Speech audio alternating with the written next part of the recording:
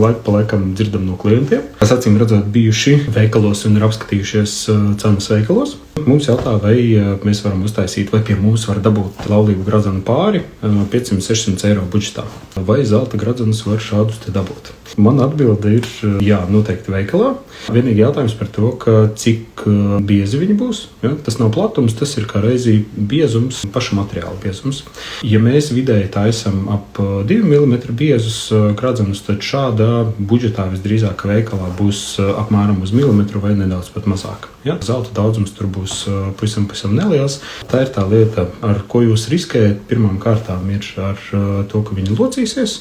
Interesanta saruna. Es piedalījos sacensībās, un man viens no mūsu kluba kolēģiem pateica, Miku, man ir salocījies gradzens. Es saku, es redzu, vai tur var oderēt kaut ko un darīt. Es saku, jā, var oderēt un kaut ko darīt. Jāpieliek ir 2 vai 3 reizes vairāk zelta, un tad jāuztais faktiski ir šī te odere, jo tur bija 2 krāsu zelti.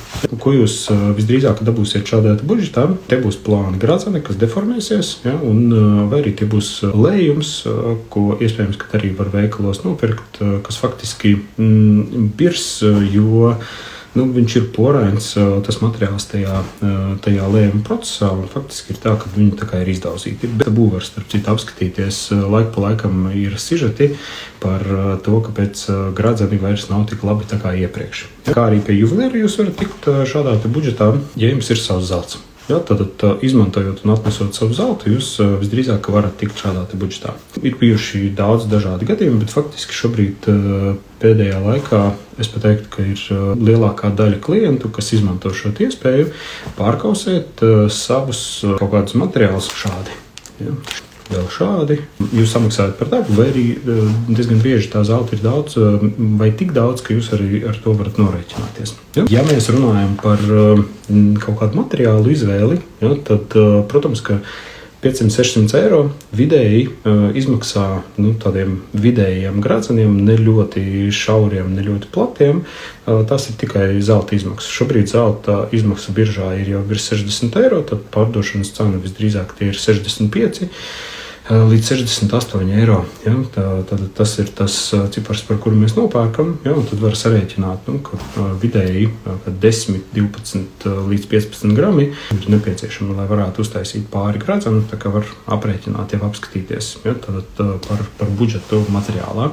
Tad, kad mums ir jāietrāpa budžetā, un ja mums patiešām klienti saka par to, ka viņi vēlas iegādāties gradzenus pie juvelieru vai arī pie mums, vēl jau vairāk izstāstīt arī savus stāstu, tad tas, ko mēs darām, ir materiāla apvienojums. Ja? Mums ir vairāki klienti, kuri ir teikuši par to, ka mēs gribam pamatā sudrabu, tomēr laulībniekiem jābūt ir arī drusciņa zelta, tāpēc mēs gribētu, lai tur ir zelta kaut kāda sadaļa. To dalījumu var taisīt vai strīpiņās, tad liekot 1/3 vai 2/3 zelta stīpiņu, ja, uz sudraba bāzes. Ja, šādi var uztaisīt, un iespējams, ka var šajā te budžetā iekļauties. Tas, kas ir jāsaprot, šādi gradzeni būs izturīgi. Ja, protams, ka būs jāsaprot par to, ka šī sudraba daļa varbūt viņa nebūs tik cieta tā kā zelts, ja, bet toties viņi izskatīsies labi, tie būs biezi, labi gradzeni, kas galīgi nebaidīsies no kaut kādām ikdienas nēsāšanu un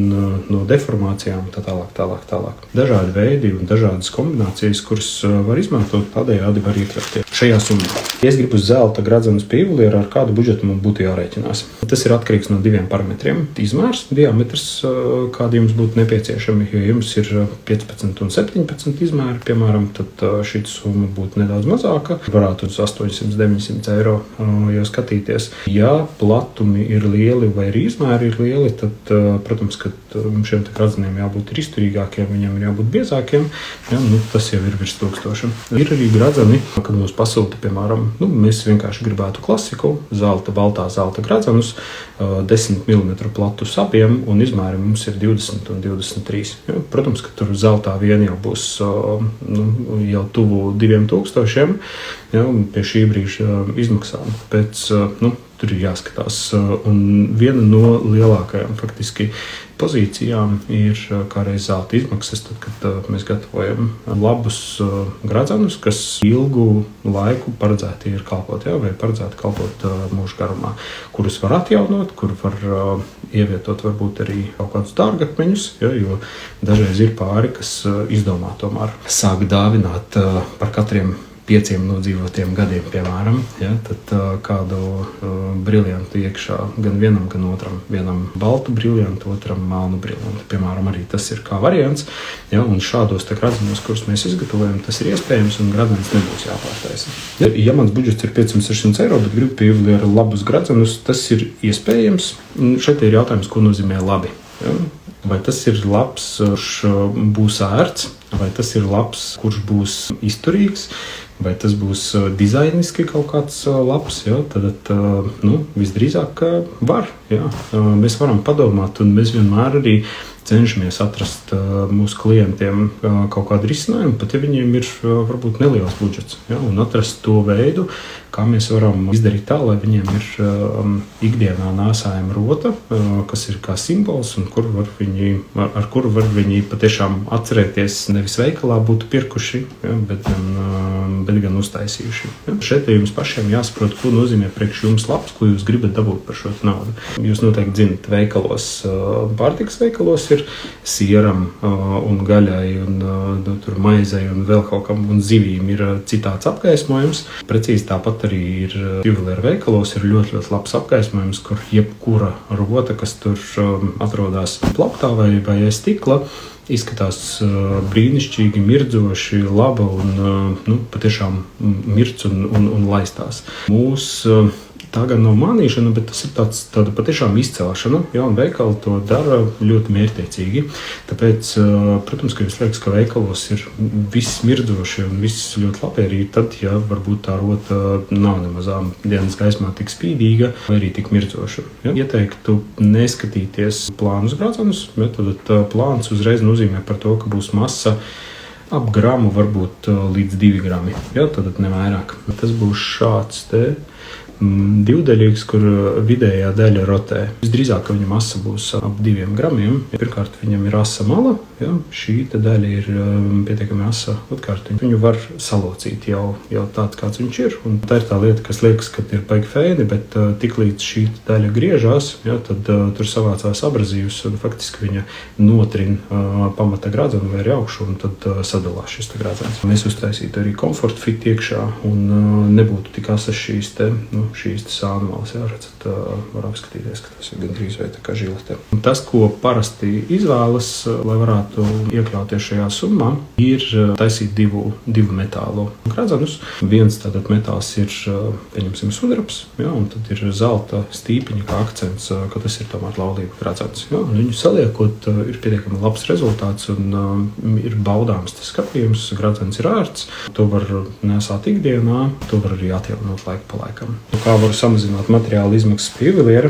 Šeit es drīzāk pastāstīšu par to, kādi ir riski tad, kad jūs uzķeraties uz viegliem gradzeniem, vai arī uz labu cenu. Mums laiku pa laikam raksta arī par to, ka esam iegādājušies gradzenu pāri vai gradzenu komplekti, un tie ir pūstie gradzeni.